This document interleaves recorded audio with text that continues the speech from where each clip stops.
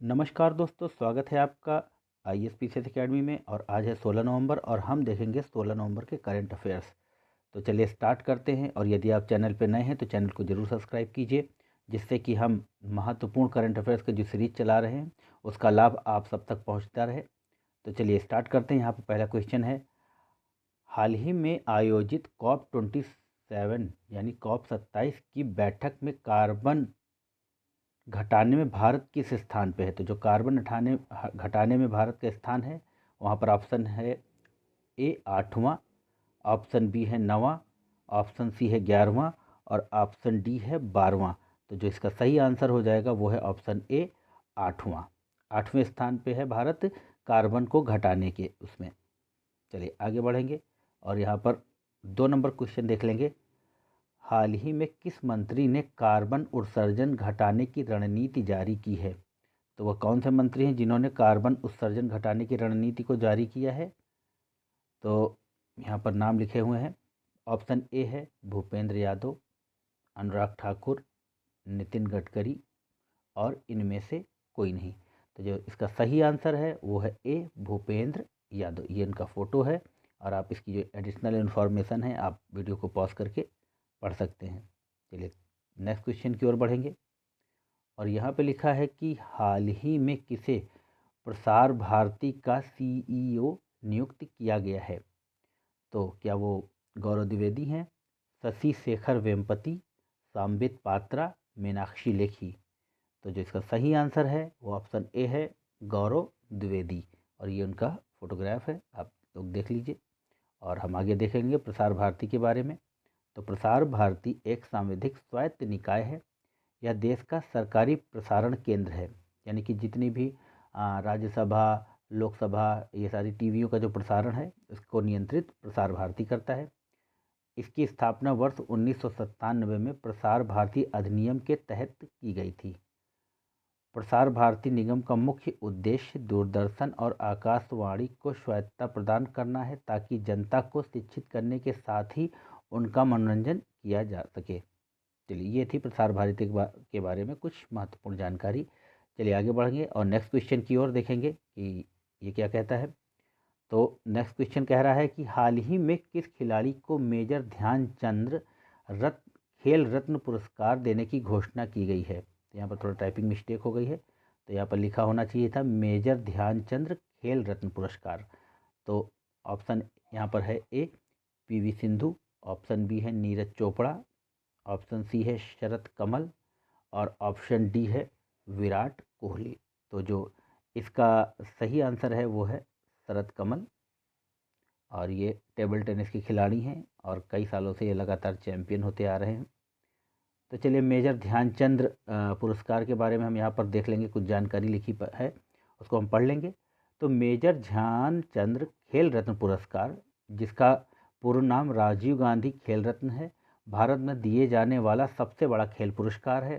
ठीक है, इस पुरस्कार को भारत एवं विश्व हॉकी के सर्वश्रेष्ठ खिलाड़ी के नाम पर रखा गया है, जो कि मेजर ध्यानचंद जी थे। ठीक, आगे बढ़ेंगे।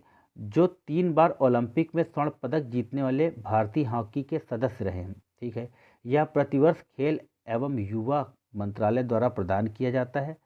प्राप्तकर्ताओं को मंत्रालय द्वारा गठित एक समिति द्वारा चुना जाता है और उन्हें अंतर्राष्ट्रीय स्तर पर पिछले 4 साल की अवधि में खेल क्षेत्र में शानदार और सबसे उत्कृष्ट प्रदर्शन के लिए सम्मानित किया जाता है। ठीक, इस पुरस्कार में एक पदक, एक प्रशस्ति पत्र और नगद राशि पुरस्कृत व्यक्ति को दिए जाते हैं। सन 2018 में यह राशि 7.5 लाख रुपए थी, लेकिन अब यह राशि 25 लाख कर दी गई है। चलिए ठीक है, आगे बढ़ेंगे और लिखा है कि सम्मानित व्यक्तियों को रेलवे की मुफ्त पास सुविधा प्रदान की जाती है, जिसके तहत मेजर ध्यानचंद खेल रत्न पुरस्कार विजेता राजधानी या शताब्दी गाड़ियों में प्रथम और द्वितीय श्रेणी वातानुकूलित कोचों में मुफ्त यात्रा कर सकते हैं। तो ये थी कुछ एक जानकारी मेजर ध्यानचंद खेल रत्न पुरस्कार के बारे में। चलिए नेक्स्ट क्वेश्चन की ओर बढ़ेंगे और लिखा है कि हाल ही में स्लोवानिया की पहली महिला राष्ट्रपति बनी है। तो वो कौन है? यहाँ पर ऑप्शन है नताशा पर्क, रेनेता पाराबोला, सना मरीन और इनमें से कोई नहीं। तो जो सही आंसर है वो है नताशा पार्क, ये इनका फ़ोटो है, आप इसको देख लीजिए। और आगे हम स्लोवानिया के बारे में कुछ एक जानकारी ले लेंगे। तो देखिए ये स्लोवानिया है, इसका मैप है, और ये क्रोएशिया है, और यहाँ पर एड्रियाटिक सी है। तो यहाँ पर जो कुछ लिखा है हम पढ़ लेंगे उसको जरा फटाफट।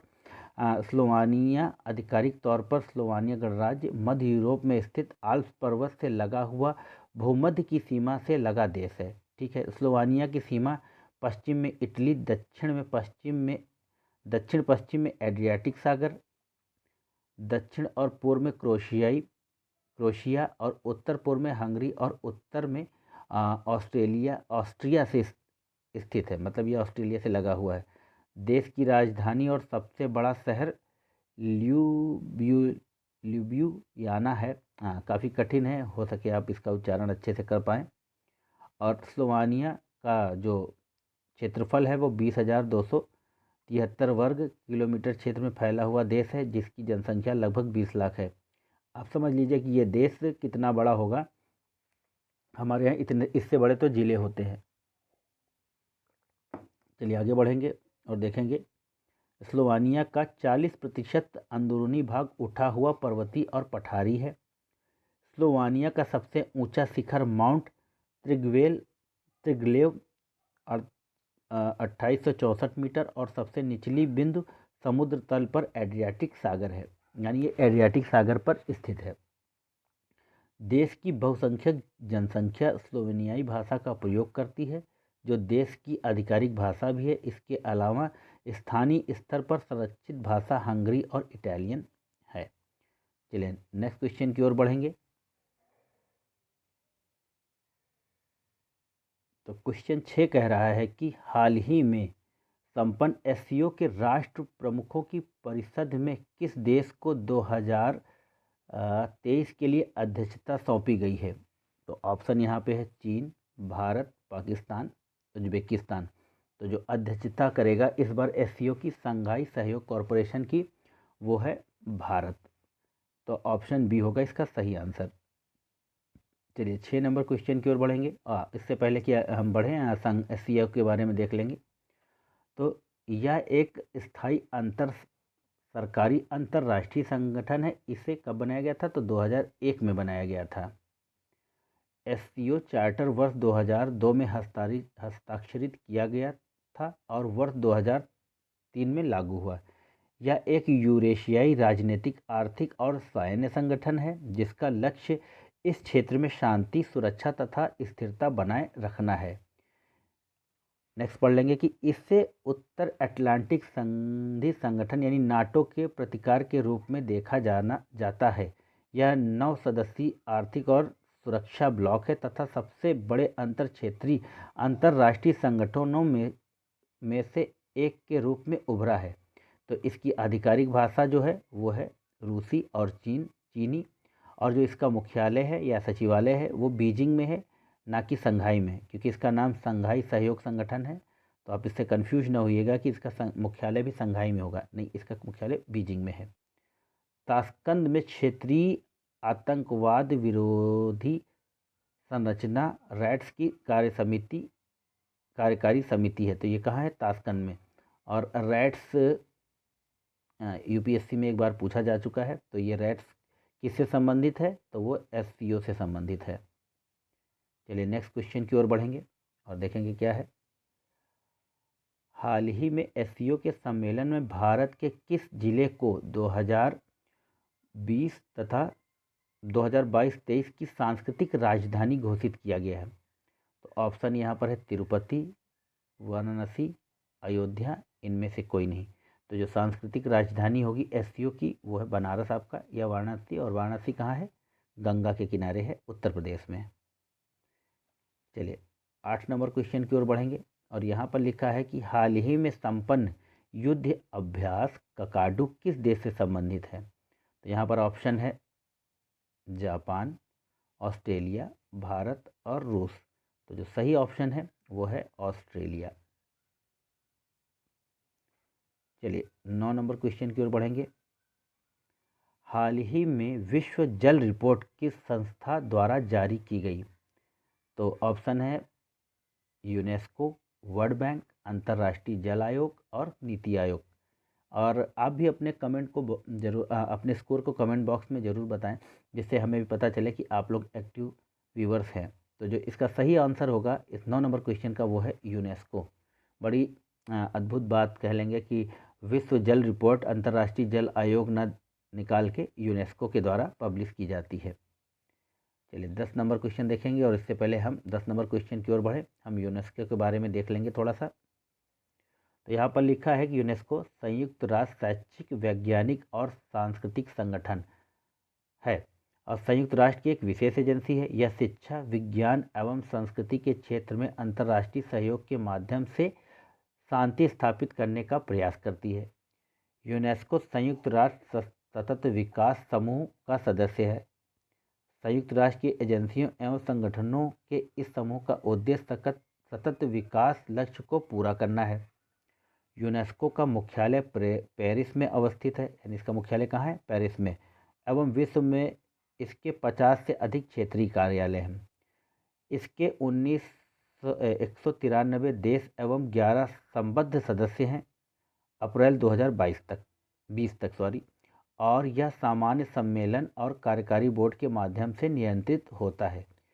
यूनेस्को के सदस्य देशों में शामिल 3 देश संयुक्त राष्ट्र के सदस्य नहीं हैं, कुक द्वीप, नियाऊ एवं फिलिस्तीन। जबकि संयुक्त राष्ट्र के सदस्यों में 3 देश इजराइल, लिechtenstein, संयुक्त राज्य अमेरिका यूनेस्को के सदस्य देश नहीं हैं। अमेरिका ने जब आपके क्या बोलते हैं बाइडेन से पहले जो राष्ट्रपति थे उनके द्वारा यूनेस्को की सदस्यता से त्यागपत्र दे दिया गया था। चलिए आगे 10 नंबर क्वेश्चन देखेंगे। हाल ही में ऑपरेशन मेघ चक्र किस संस्था द्वारा चलाया गया है? तो यह प्रवर्तन निदेशालय द्वारा, केंद्रीय अन्वेषण ब्यूरो द्वारा, नीति आयोग द्वारा, भारतीय मौसम विभाग द्वारा। तो जो इसका सही आंसर होगा केंद्रीय अन्वेषण ब्यूरो द्वारा, यानी कि CBI के द्वारा ऑपरेशन मेघ चक्र चलाया जा रहा है। चलिए तो CBI के बारे में हम थोड़ा सा यहाँ पे पढ़ लेंगे। तो केंद्रीय अन्वेषण ब्यूरो भारत की एक प्रमुख अन्वेषण यानी कि जांच एजेंसी है। यह केंद्रीय सतर्कता आयोग और लोकपाल को सहायता प्रदान करती है। यह भारत सरकार के कार्मिक, पेंशन तथा लोक शिकायत मंत्रालय के कार्मिक विभाग, जो प्रधानमंत्री कार्यालय के अंतर्गत आता है, के अधीक्षण में कार्य करती है, यानी कि ये डायरेक्ट PMO से काम करती है, PMO के द्वारा। ठीक। हालांकि भ्रष्टाचार निवारण अधिनियम के तहत अपराधों के अन्वेषण के मामले में इसका अधीक्षण केंद्रीय सतर्कता आयोग के पास है। यह भारत की नोडल पुलिस एजेंसी है, जो इंटरपोल की ओर से इसके सदस्य देशों में अन्वेषण संबंधी यानी जांच संबंधी समन्वय करती है। ठीक है। इसकी अपराध सिद्धि दर 65 से 70% तक है तथा इसकी तुलना विश्व की सर्वश्रेष्ठ अन्वेषण एजेंसियों से की जा सकती है। ठीक है, आगे का आप लोग पढ़ लीजिएगा। तो ये थे कुछ महत्वपूर्ण करंट अफेयर्स। आशा है आप लोगों को पसंद आएंगे। तब तक के लिए मुझे इजाज़त दीजिए। आपका दिन शुभ हो। जय हिंद, जय भारत।